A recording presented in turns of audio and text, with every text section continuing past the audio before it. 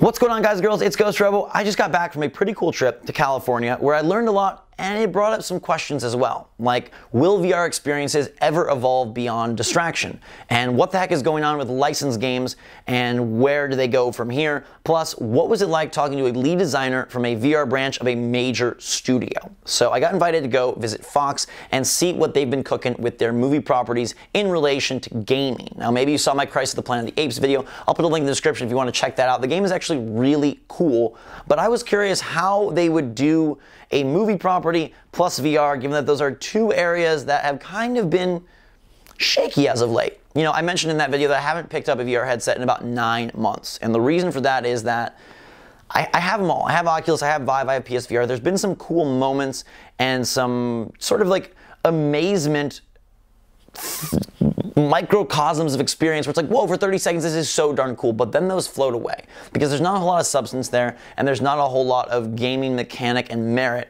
in comparison to the stuff I really love, which are the big tentpole, like mind-blowing affecting games like the Horizon Zero Dawns and the Zelda Breath of the Wild and the God of Wars of the world. So I was very curious, like, how and would they even be able to do anything VR-wise? I'd heard some good things about the game from a graphical perspective, but I wanted to see, like, is it something more? Plus, on the movie side, we don't really get licensed games very often. Occasionally we'll get something, you know, scattered across the platforms, but back in the day, everything had a game tied to it. And so now with Crisis of the Planet of the Apes, Fox Next is looking to put in that type of experience around their movie franchise. But what I found very interesting, and when I talked to them, and I asked them straight up, the lead designer, Ben, was really open. Were you required to do certain things story-wise, character-wise, and did it feel like you were stuck within a framework? Because I knew that that was going to impact the game I was about to play. And surprisingly, he said no, they were given the freedom to really kind of go at it and make sure that the game came first. I thought that was a really cool outlook because you could easily see them saying, no, no, no, this needs to service the movie and this needs to be basically an advertisement for the movie. And they were very aware, saying that they knew that that would not be received well by gamers. And I was like, whoa, that's pretty prescient, and that's pretty mindful of them to say, like, okay, we know if we just say, like, the movie comes out on Friday, check out the VR game on Tuesday, people be like, we don't know. So Crisis of the Planet of the Apes is a standalone experience that exists between two movies. And from a gameplay perspective, I was really impressed that they went beyond just the, hey, you're in the world, look around, interact with some of the characters, because that's what I kind of felt like I was going to play. But they added so much movement and so much gameplay moment by moment that I was really, really impressed.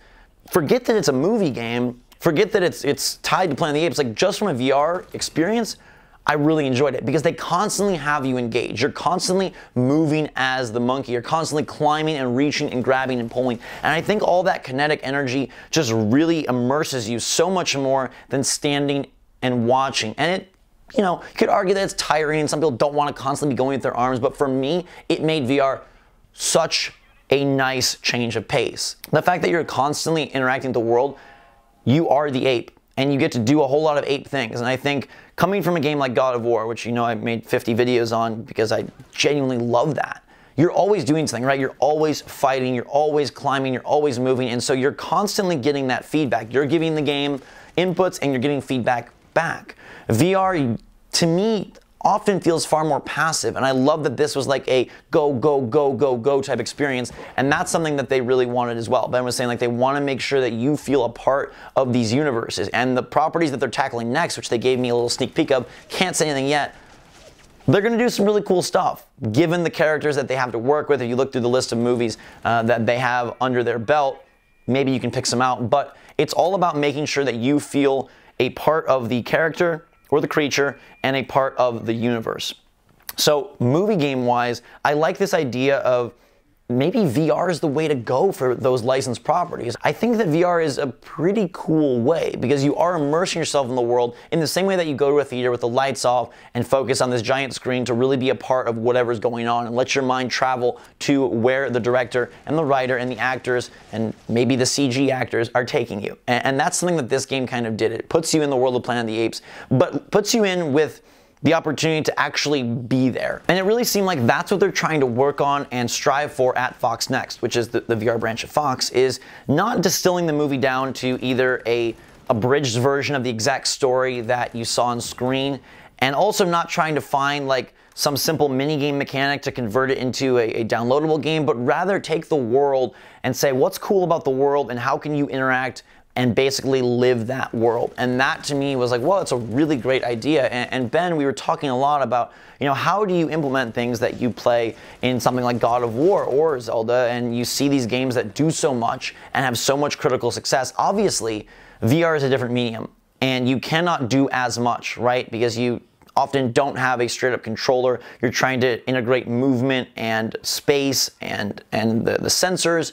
So you can't do like, oh my gosh, these super deep RPG mechanics. Well, I found it really interesting what he said, and that was they don't look to one-to-one bring over mechanics, but rather evoke the emotion and the sensation that those mechanics bring and convert it to VR. So how does a player feel when they get a crazy combo kill in God of War? How does a player feel when they come upon a massive mountain in The Legend of Zelda and see for miles and miles? What kind of sensation does that evoke as you go through these systems, level up your character, and advance through these AAA tentpole experiences? And how can they bring that to VR? And I just thought there's like a really smart way of thinking of it, and a really inspiring way, right, from a designer standpoint of, hey, they're given the freedom to not only work with these characters and these storylines, but also to try and incorporate mechanics and ideas that may have more of a correspondence to a real game or a normal game than you would imagine. It's not going to be, you know, an exact parallel, but,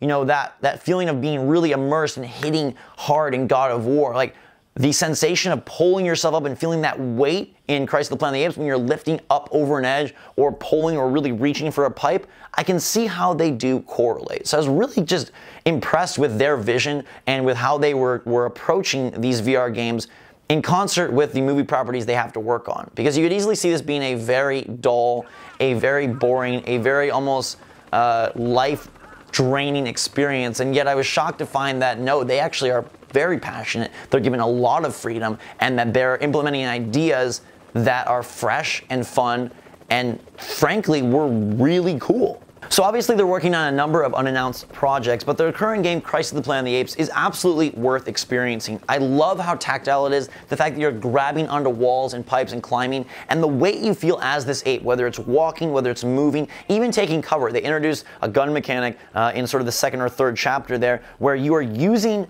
sort of the climbing mechanic in concert with this gun mechanic, in concert with your stature as an ape to hide behind cover, pull yourself over, fire. I don't know, I found that really engaging and really cool, and to me, that notion of like, I am the ape, made it all worth it. VR is inherently a very immersive experience, but by adding so much interactivity, they were able to go beyond the traditional passenger experience that I feel so many VR titles struggle with, which is where you are a bystander, you are a tourist, you are visiting this world and experiencing it with your eyes and ears, but you don't quite own it.